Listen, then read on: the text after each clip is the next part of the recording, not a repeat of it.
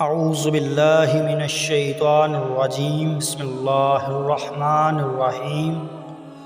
شروع کرتا ہوں میں اللہ پاک کے نام سے جو بڑا مہربان نہایت رحم کرنے والا ہے۔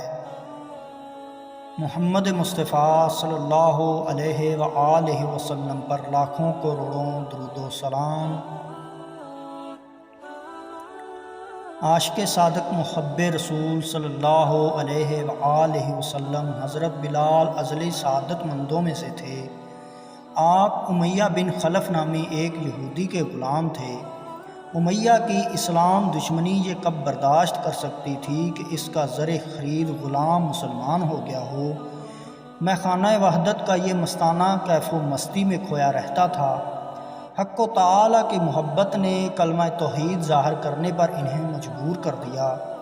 جان عاشق نے جب محبوب کے ہاتھ میں خنجر عشق دیکھ لیا تو بے خوف و خطر مقتل کی جانب دوڑ پڑی۔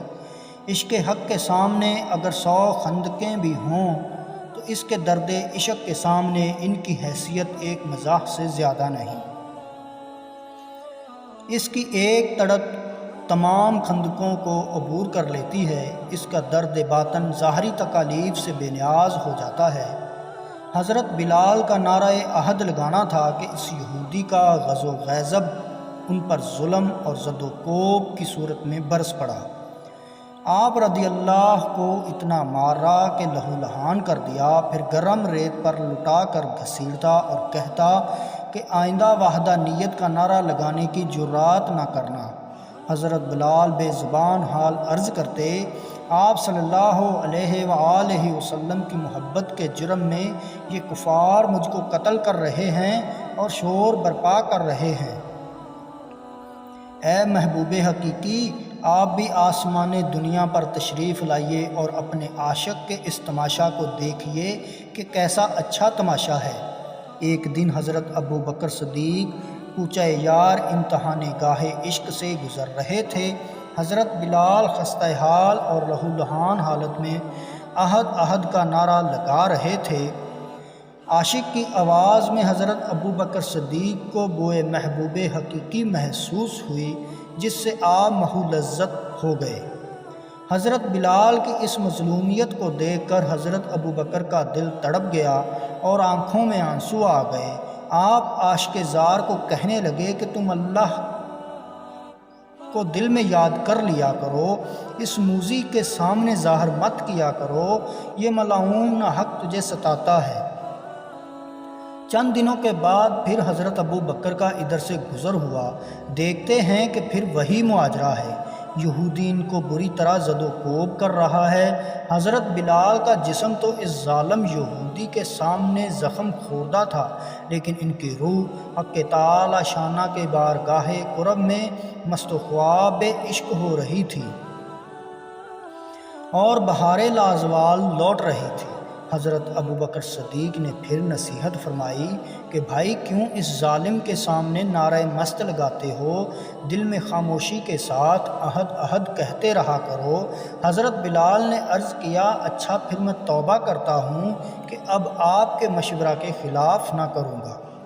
پھر جب حضرت ابو بکر نے ان کو نصیحت فرمائی تو حضرت بلال حبشی نے پھر توبہ کی، لیکن جب عشق آیا تو ان کی توبہ کو کھا گیا، یعنی توبہ ٹوٹ گئی۔ عاشق کو ذکر محبوب کے بغیر کب سکون ملتا ہے۔ حضرت بلال ہزارہا مصائب و آلام کے باوجود راز عشق کو مخفی نہ رکھ سکے۔ عشق خونی جب اپنا چلا کمان پر چڑھاتا ہے، اس وقت ہزاروں سر ایک پیسے کے عوض بک جاتے ہیں۔ حضرت صدیق اکبر نے متعدد بار نصیحت فرمانے کے باوجود جب ہر بار یہی ماجرا دیکھا کہ وہ یہودی ظلم کر رہا ہے اور حضرت بلال عہد عہد کا نعرہ مستانہ وار لگا رہے ہیں، تو اس صورتحال کو رحمت للعالمین کے سامنے پیش کیا گیا۔ حضرت بلال کے مصائب سن کر آپ صلی اللہ علیہ وآلہ وسلم کی آنکھیں اشکبار ہو گئیں۔ حضرت ابو بکر صدیق نے عرض کیا، حضور اگر حکم ہو تو آپ کا یہ خادم انہیں خرید لے۔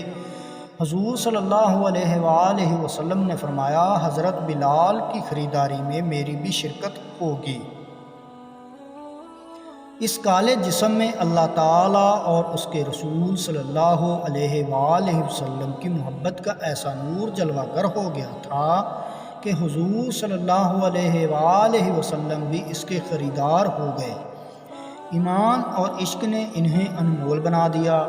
حضرت بلال کیف و مستی سے سر شار نیم مدہوشی کے عالم میں احد احد کے نعرے لگا رہے تھے اور وہ ظالم یہودی آپ پر ظلم و ستم کے پہاڑ توڑ رہا تھا۔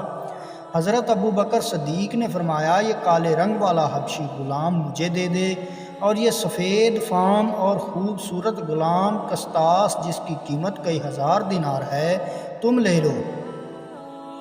اس یہودی نے غلام کی آزادی کے ساتھ رقم بھی مانگی۔ حضرت ابو بکر صدیق نے اسے منہ مانگی رقم ادا کی اور حضرت بلال کو ساتھ لے کر بارگاہ رسالت مآب صلی اللہ علیہ وآلہ وسلم میں حاضر ہوئے۔ حضور اکرم صلی اللہ علیہ وآلہ وسلم نے اپنے عاشق زار کو آغوش رحمت میں لے لیا۔